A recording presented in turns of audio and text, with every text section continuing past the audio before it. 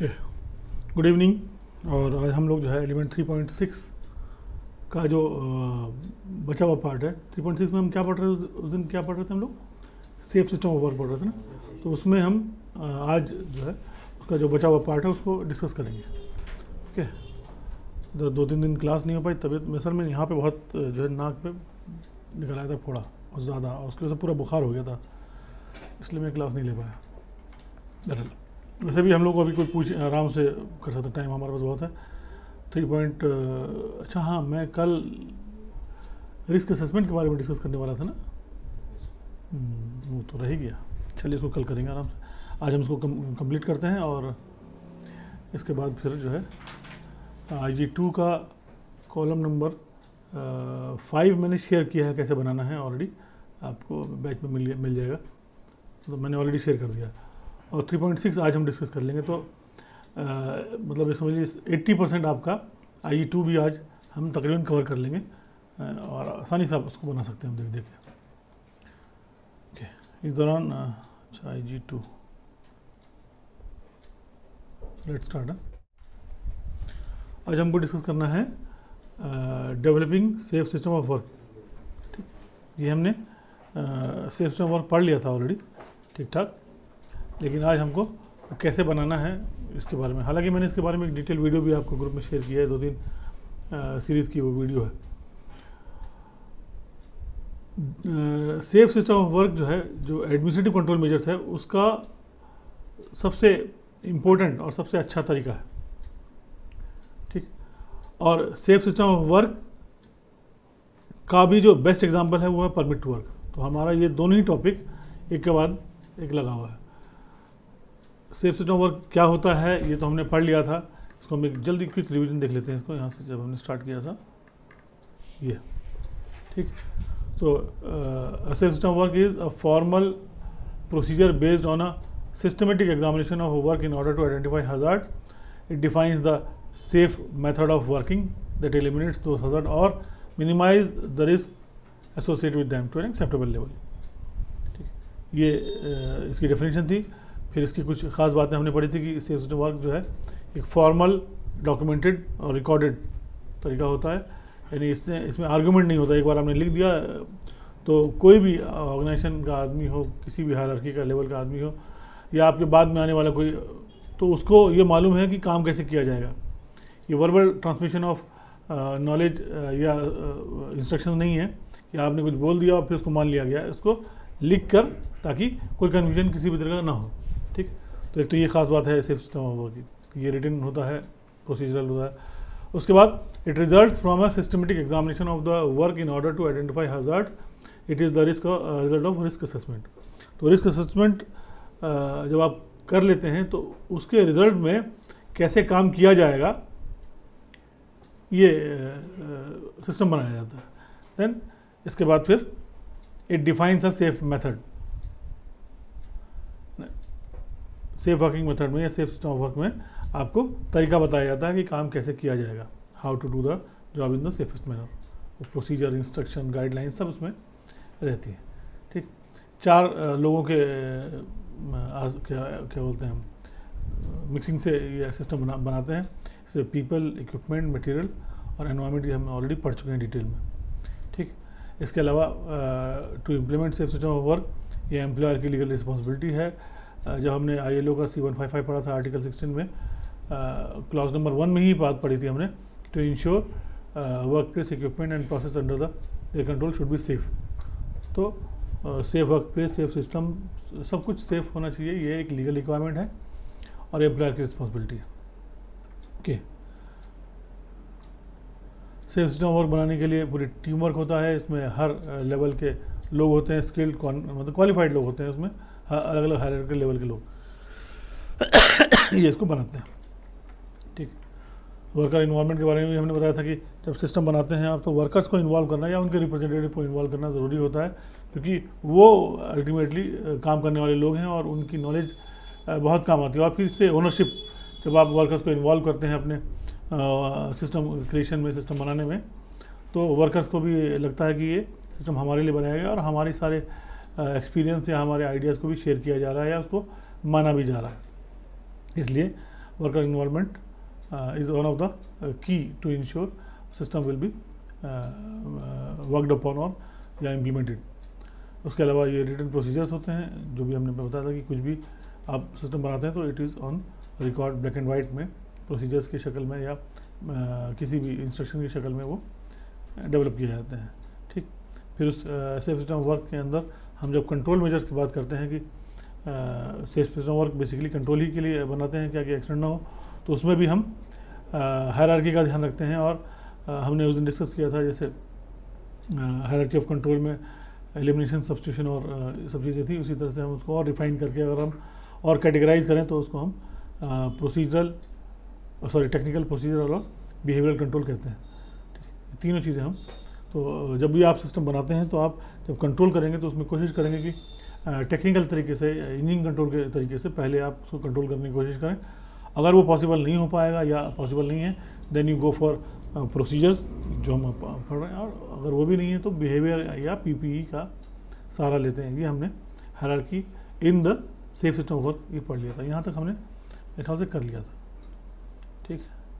आज हमारा टॉपिक है इसको डेवलप कैसे किया जाता है. यानी अब कोई काम है, कोई टास्क है या कोई इशू है, उसके लिए सिस्टम डेवलप करना है तो क्या करेंगे. एग्जाम्पल मैंने पहले भी एक शायद दिया था आपको.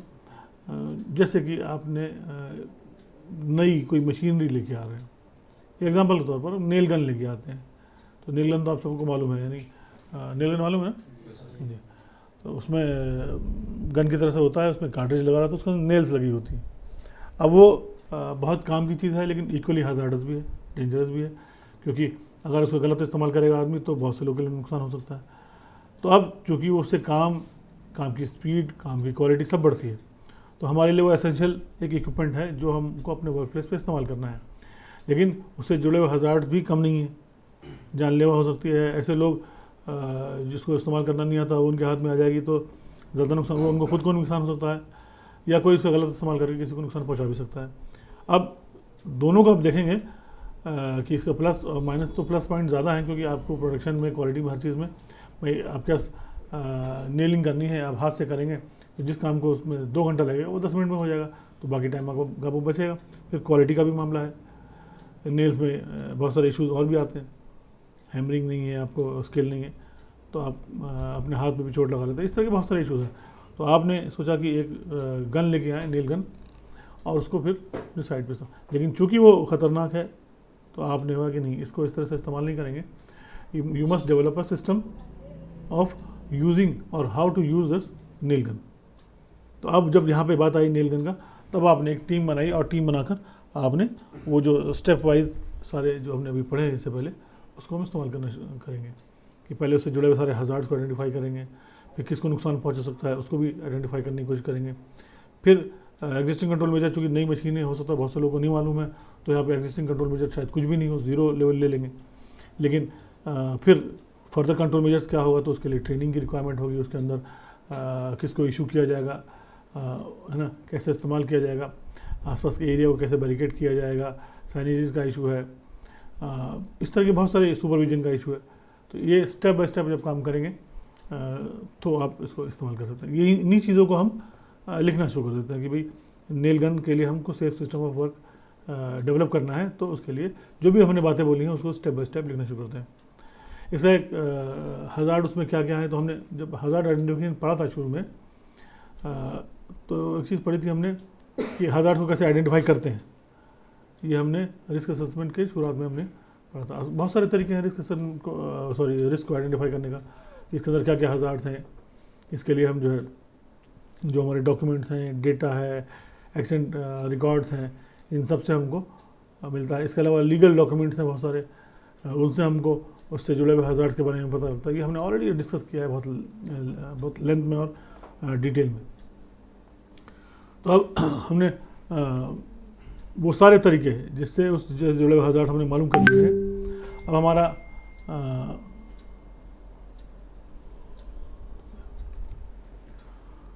हमने कर लिए वो जो हमने सारे हज़ार्ड आइडेंटिफिकेशन के जो मेथड थे वो हम ऑलरेडी पढ़ चुके हैं. उसमें हमने एक चीज़ पढ़ा था, टास्क एनालिसिस.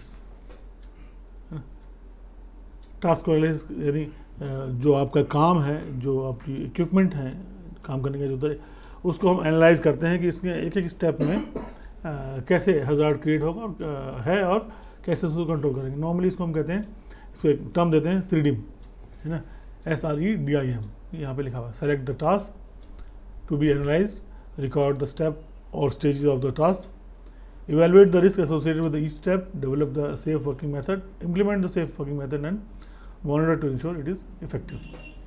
अब ये जैसे अब हम पढ़ रहे हैं टास्क एनालिसिस या task risk analysis, safety task analysis, इस तरह से बहुत सारे नाम हैं रिस्क के साथ। ये बहुत सारे नाम एक दूसरे से मिलते जुलते हैं और बहुत सारे कन्फ्यूजिंग भी हैं। कन्फ्यूजिंग उन लोगों के लिए हैं जो न्यू हैं या जिनको डेप्थ में इसकी फिलॉसफी नहीं मालूम।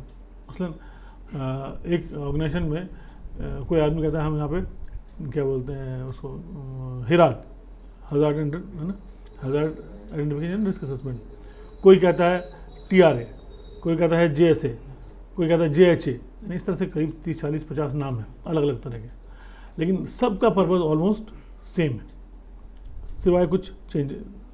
पर्पज़ क्या है? हज़ार्ड्स को आइडेंटिफाई करना, उससे जुड़े हुए जितने कंट्रोल मेजर्स हैं उसको आइडेंटिफाई करना और फिर उनको इम्प्लीमेंट करना, बस यही सबका मकसद है। किसी भी तरह का आपका ये सिस्टम हो, चाहे आपका JHA जैसे आपकी, अच्छा कई बार ऐसा भी होता है जैसे आपने किसी ऑर्गेनाइजेशन में काम करना शुरू किया, नए नए हैं आप, आपकी बड़ी ऑर्गेनाइजेशन है, वहाँ पर एक कल्चर है या नाम किसी चीज़ को उसने JHA नाम दे दिया। अब आपने जब पहली बार ज्वाइन किया तो आपने सुना JHA कहते हैं इसको। अब चूँकि वहाँ पे कई साल आपने काम किया तो आपके दिमाग में वो घुस गया, वहाँ का वो कल्चर है, तो उस कल्चर को आपने अडॉप्ट कर लिया। अब चूँकि आपको मालूम है इसको JHA ही कहा जाता है वहाँ पर, तो आप कहीं और जाएंगे तो आप वहाँ पर भी JHA कहीं के नाम से ही उसी प्रोसीजर को इम्प्लीमेंट करने की कोशिश करेंगे। लेकिन हो सकता है वहाँ पर कोई दूसरा आदमी हो, दूसरी जगह से कोई और भी आदमी आया, उसने कोई नया तरीका हो। अब वहाँ पर आपको लगता है कि नहीं ये तरीका गलत, हमारा तरीका गलत सही नहीं होता। Work place, organisation, work culture, work practices, काम, सब पे जो है ना अलग अलग सिचुएशंस में उसका नाम या अलग अलग एक्सपीरियंस के लोग आकर उसको अपने हिसाब से नाम रखते हैं। तो ये झगड़ने वाली चीज़ नहीं है। कई बार अक्सर लोग इस तरह क्वेश्चन करते भी हैं कि सर ये JHA और इसमें क्या फ़र्क है, या TRA में क्या फ़र्क है ना, हीरा और इसमें क्या फ़र्क है। नाम का फ़र्क हो सकता है, कुछ स्टेप्स का फ़र्क हो सकता है ना, कुछ और भी चीज़ें इसमें वोकैबुलरी चेंज हो सकती है, कहीं कहीं कुछ एडिशनल चीज़ें भी हो सकती हैं, बट इन जनरल इन सब का मकसद और मतलब एक ही होता है। और उसको अलग अलग नाम से आप अपना खुद नया भी नाम रख सकते हैं। जैसे मैं एग्जांपल के तौर पे बताऊँ आपको, एक तरीका होता है जिसको हम क्या कहते हैं, PJST, pre job safety task, ठीक। अब ये नाम मैंने खुद दिया हुआ, मैंने बहुत से ऑर्गेनाइजेशन में काम किया, वहाँ पर मैंने इस नाम को डाला और वहाँ पर वो चलता भी है। अब वहाँ पे जिसने काम किया होगा वो जहाँ भी पढ़ा होगा उसने उसको PJST किया, उसी को कुछ लोग स्टार्ट कहते हैं, START, safety task analysis risk reduction task talk, या किसी ने उसको JSTI कह दिया, जॉब सेफ्टी टास्क एनालिसिस, है ना। इस तरह से बहुत से लोगों ने अलग अलग नाम भी रखा। हमको लगा कि ये नाम ज़्यादा सही है, ज़्यादा अप्रोप्रिएट है, तो मैंने ये नाम रख दिया। लेकिन अगर इस बात पे कोई कहेगा नहीं नहीं ये सही है, ऐसा होना चाहिए, ऐसा कुछ भी नहीं। ऑर्गेनाइजेशंस ने उसमें भी अलग अलग कॉम्पिटेंसीज के लोग होते हैं, अलग अलग लेवल के, अलग अलग जगह के एक्सपीरियंस लोग होते हैं, वो अपने वर्क या वर्क प्लेस के हिसाब से, हज़ार्ड के हिसाब से चीज़ों को डिफ़ाइन करते हैं, उसका नाम भी रखते हैं और उसके सिस्टम या प्रोसीजर भी डेवलप करते हैं। It is not a matter of conflict. What important is कि ये चीज़ क्या है, उसकी फिलॉसफी आपको मालूम है, बस। तो चूँकि ये बहुत बड़ा इशू है, अक्सर जो लोग काम करने जाते हैं वो इन सब चीज़ों में बड़ा कंफ्यूज हुए रहते हैं, नए लोग खास तौर से, कि हमने तो ये पढ़ा था, यहाँ पर तो ये नाम लिया था, ये अच्छा है वो ख़राब है। नो, ऑल मीन्स सेम, सिवाय कुछ सब चेंजेस के। ओके, उसी में से एक ये नाम है टास्क एनालिसिस, या यूँ कह लीजिए सेफ्टी टास्क एनालिसिस, आप इसे कोई भी नाम दे दीजिए।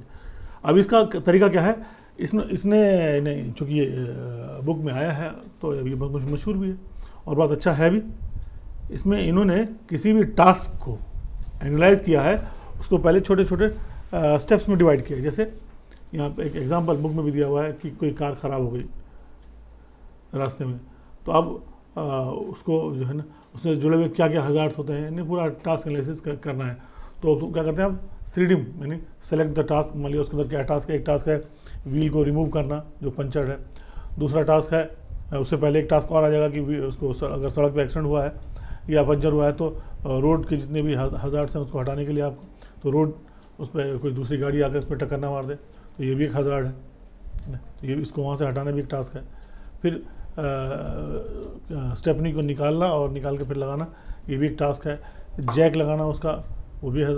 इस तरह से आपने उसी पूरे टास्क को, how to avoid the accident on the road और how to change the wheel due to puncture on road, अब आपने उसको एनालाइज किया छोटे छोटे टास्क में, और हर एक टास्क में, हर एक उसमें कुछ ना कुछ हज़ार्ड्स हैं। उसको select the task to be analyse, यहाँ पे क्या लिखा हुआ है, यहाँ पे ये सब लिखा हुआ है, आप उसको गौर से देखेंगे। Select the task to be analysed, अब मैंने आपको इसी टायर या व्हीकल के मामले में मैंने इसको 3-4 टास्क में डिवाइड कर दिया। दूसरा, record the steps of task, stage of the task. अब उसमें कई स्टेप्स हैं, पहले आपको उसको वहाँ से हटाना है, फिर उसके अंदर जैक लगाना है, फिर उसके अंदर व्हील रिमूव करना है, फिर दूसरी व्हील इसमें लगाना है, फिर ये व्हील वापस इसमें रखना है। ये 4-5 टास्क, और हर एक टास्क के अंदर कुछ कुछ हज़ार्ड्स हैं। तो रिकॉर्ड द स्टेप्स और stages of the task, then evaluate the risk associate with each step. हर स्टेप से जुड़े हुए जितने भी रिस्क हैं उसको आइडेंटिफाई करना है, इवेलुएट करना है, इसमें हाई रिस्क है।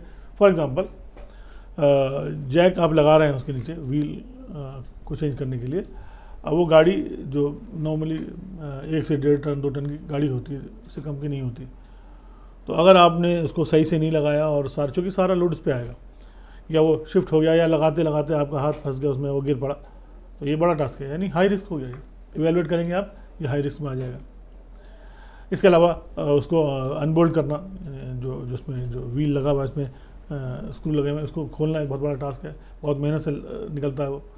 तो हल्का फुल्का आदमी या कमज़ोर आदमी उसको निकालेगा तो उसको मस्कुलर इंजरीज हो सकती हैं ना, पुल हो सकता है, इसको MSD कहते हैं, मस्कुलर स्केलेटल डिसऑर्डर्स, इस तरह की चीज़ें हो सकती हैं, तो उसके लिए वो काम मुश्किल है।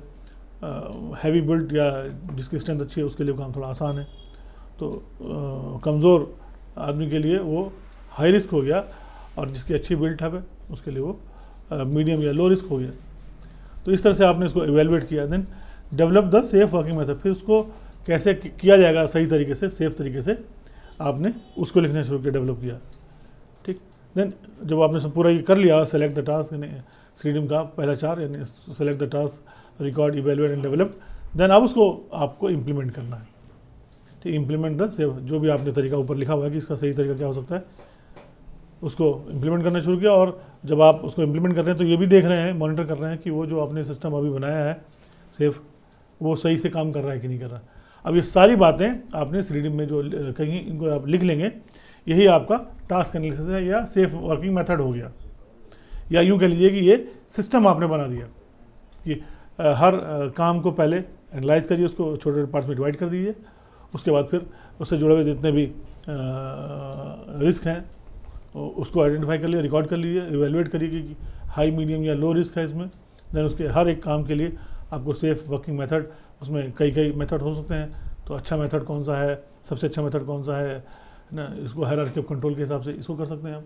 और उसके बाद फिर उसके हिसाब से इसको इम्प्लीमेंट करना शुरू करिए, और इसी को लिखने, यही तरीका आपका सेफ सिस्टम ऑफ वर्क हो जाएगा जब इसको लिख देंगे। ये एग्जांपल व्हील का था, नेल गन पर भी इस तरह से हम कर सकते हैं, जो मैंने आपको एग्जांपल दिया था कि आपने उससे जुड़े हुए पहले जितने भी टास्क हैं, नेलिंग करना एक काम है, उसको लाना, उसको ट्रेनिंग, दुनिया भर के जो टास्क उसके अंदर, एरिया को बैरिकेड करना या मिस फायर ना हो जाए, ये सब चीज़ें उसके अंदर आ जाएंगी।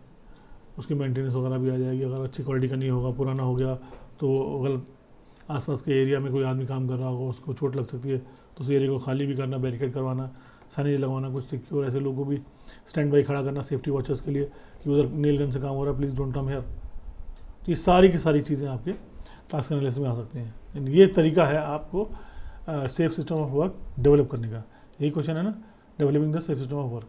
ठीक, यहाँ पे जैसे दिखा, मैं वही चीज़ हमने बताई आपको, ये वहाँ पे लिखी हुई है। Okay, introducing control and formatting procedures.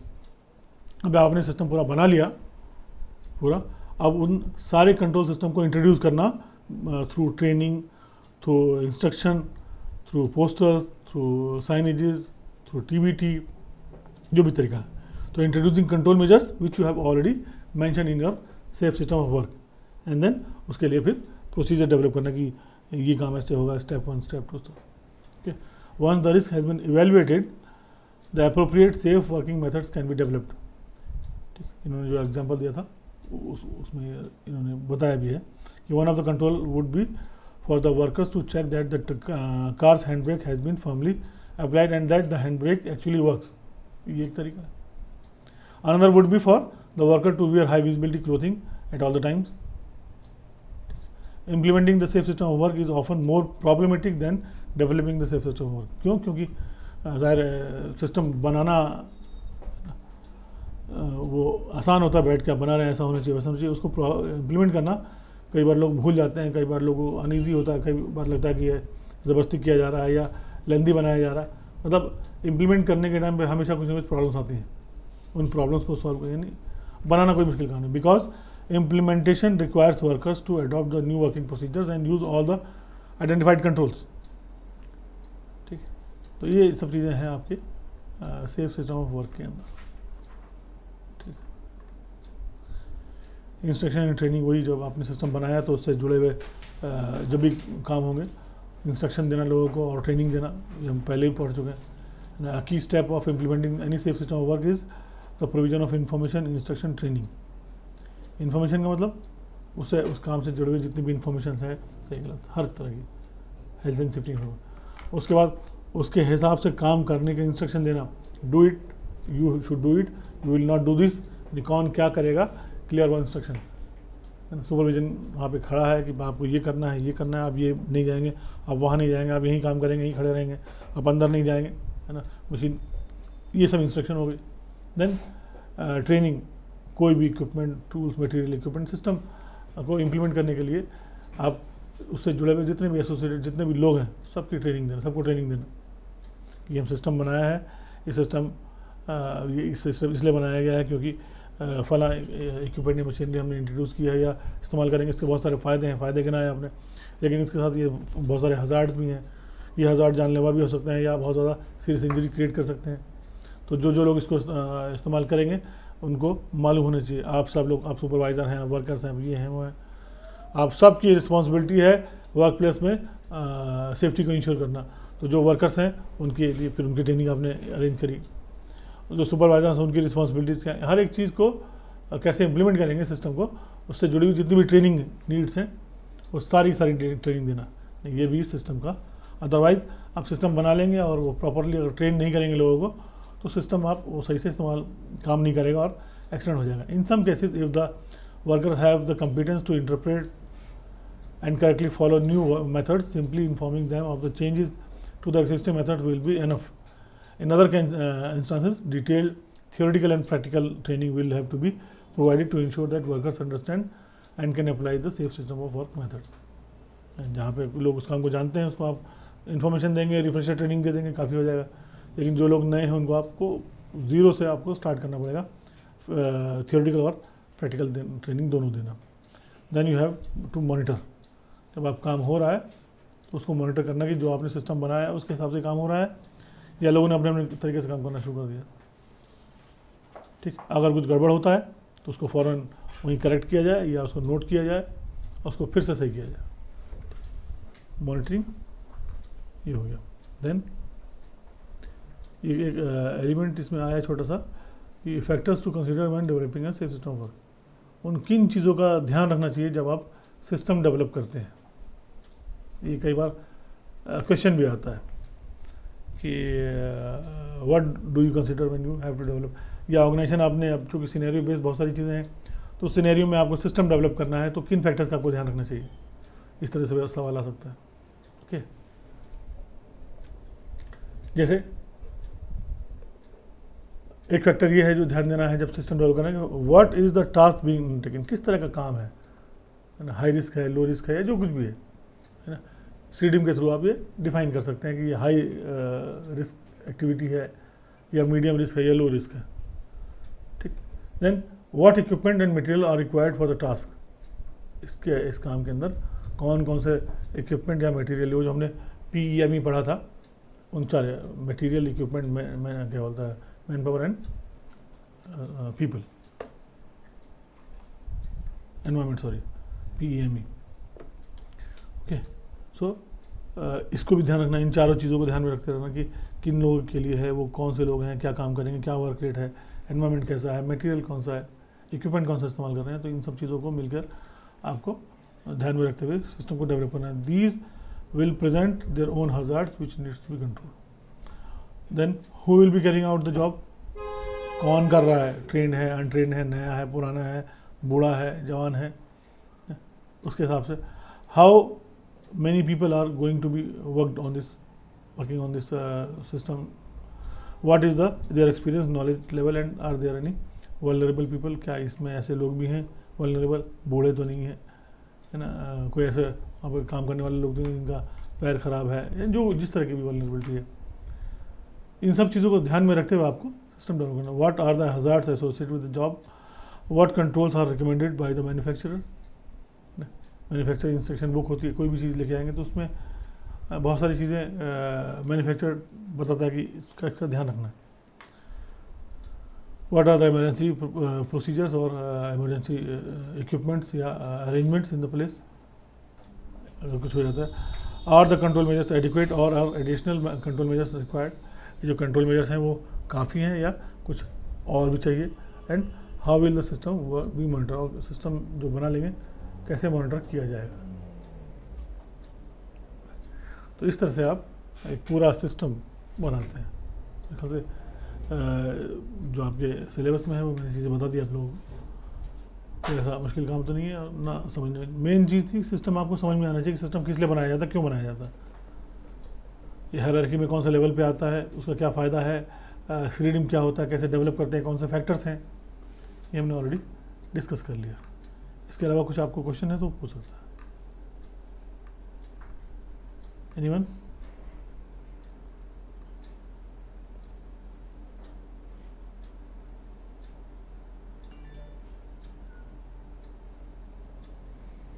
Okay, Mushtaq साहब, अफजल, किसी को कुछ क्वेश्चन पूछना है?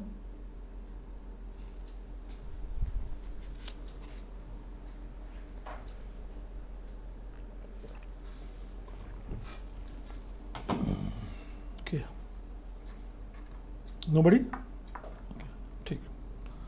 तो अब हम अगला काम क्या करेंगे, आज हम जो है कॉलम नंबर 6 IG2 का भी डिस्कस करेंगे, और इसके अलावा बल्कि परमिट वर्क भी स्टार्ट कर देते हैं, वो ज़्यादा सही रहेगा। 1-2 मिनट का ब्रेक ले लीजिए, स्लाइड में चेंज कर देता हूँ, परमिट वर्क 3.7 भी स्टार्ट कर देते हैं।